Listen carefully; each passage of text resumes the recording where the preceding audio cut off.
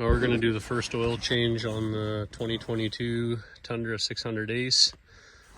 We've only got 54 kilometers on this one. We didn't do much riding last year, but she's ready for the first oil change. First thing you got to do is remove the side panels. One latch there, one latch here. And it just swings open and pulls straight up.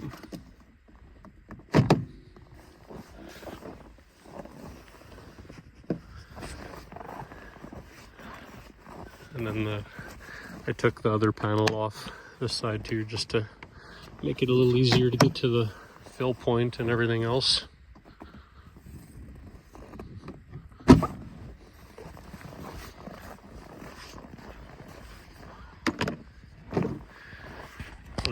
I gotta take the little guard off before I can get to the drain plug, so I just use the picker to lift it up, so it's pretty tight quarters under there. There, I got the machine lifted up a foot or two. There's an access port. There's a little window right there. It's two, I believe they're T30 screws. Don't take the bolts right out. There's a nut on the top of this plate. Only take out one screw and then barely loosen this one enough that you can just swing it out of the way, or else it'll be pretty hard to get it lined up. There's nothing to grab onto this plate other than a little slot right here. So I found that out on the first machine. Just take one out and loosen the other. So I got the screws all loosened off. The smaller of the two, sorry you can't see, it's on this side. It's a T40 Torx or a 10 mil socket, can get that one off. The bigger of the two is a 6 mil Allen wrench. I just lowered the machine back down because if I pull the plug with it tilted way up, all the oil is going to run back down in here and it's not going to fall straight out. And then I'm going to just do one plug at a time. I'm going to let the big guy drain out first, just because last time my hands and everything got soaked in oil trying to get the second plug out, so I'll just do one at a time. The oil's just finished dripping out, and here is the filter. Focus. There's the filter cover. You can get your hands in there. It's a tight squeeze. It's not that bad. I don't think I'd take the can off or all the plastic off the top like they recommend. It's doable. You just gotta have some patience and don't drop anything. It will be hard to get it out. And last time I took the other machine for a good burn to warm the oil up, and this can was cooking hot, so reaching over top into the exhaust, you can burn yourself pretty easy. So I'll let this one cool down for a couple minutes here. I got the old filter out, 8 mil screws for the cover. Good thing about these screws, if you did strip something out, there's the Torx head. There's a second option to get the screw back in. Putting the cap back on, you got to push that oil filter down fairly good, get some oil on the new seal, and then the cap, you won't be able to get it fully flush down until you start to tighten the screws. There's a new cap, replace the O-ring, give her some oil on it, and she's ready to go back on. When I was taking the drain plugs out, I noticed that the crush ring on the smaller one didn't come off, so I got to go and check, make sure it's still there.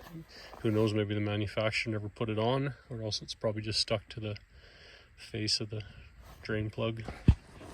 Well, I got the oil all topped off. It's all finished. I dumped 2 liters, 2 full quarts in, which is just under 2 liters. I dumped them in. It was showing high in the dipstick, so I started it up, let it run for a little bit, filled up the oil filter reservoir, shut it down, and it's good. You could probably get away with 2 quarts. It's recommended that it is, 2.86 liters. So those jugs holding, I think they're 9.46 liters. I dumped an extra 110 milliliters into it, which it's about a 1/4 inch from the max full mark. I had intentions on doing the gear case oil. I actually started it on the other machine. So the manual's kind of hard to interpret. There's a whole different bunch of models and machines, but right on the very bottom, there's a hole right here. That's your drain plug. This here is your check plug. So the oil should come out of there when it's up to a level. And then it was kind of hard to understand and read the manual, but I got it figured out that you can pop this line off right here, which has a little tiny hole. And then I got looking into it further. This is just a rubber cap here. You can take a screwdriver and pop this whole cover right off. You'd still probably need a funnel because it's kind of hard to pour sideways. So with this little hole, I was able just to pour nice and slow and use the vent line here as a fill point. So this is how fantastic our local dealerships are and everybody else. So what I was telling you about before about the crush ring on that other drain plug, there never was one on it. I looked underneath, there's nothing there. So that machine got used for the first season without even any crush ring on that drain plug. So there's one on it now. I didn't have a torque wrench small enough for the torque to do all these nuts and bolts with, so just using common sense and, you know, a good snug fit, nothing over tight or loose, and I'm sure you'll be fine. And then the people at our local dealership told us that it was a 12-ounce bottle for one of these gear cases, and that's how everything that I've read online and watched videos on is you take 12 ounces out and you put 12 ounces in. So I dumped the first 12-ounce bottle in, and I wasn't seeing anything out of the check plug. So I tipped it on its side and nothing. So I shoved a straw down inside of it, and I think the oil level was probably somewhere in here. So I called the dealership and I said, I don't know what you guys recommend for oil capacity. He said, oh, it's 12 ounces. So I was like, well, everything I've been kind of researching is half a liter, which is 18 and a half, 19 ounces.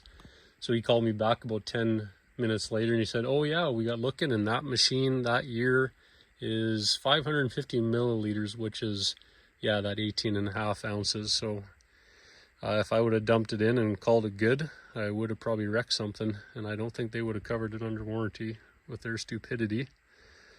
So I can't do the gear case oil right now. I got to go to town probably tomorrow and grab another 2 jugs, and then I'll swap the gear case oil and should be ready for the season's riding. Depending on how much wear and tear we put on the machines, we'll probably change the oil in the springtime, so it can sit there with fresh oil all year, and then you don't have to do any maintenance come wintertime. You can just get on and go. There we go. There's the oil change and some description on how to change the gear case oil.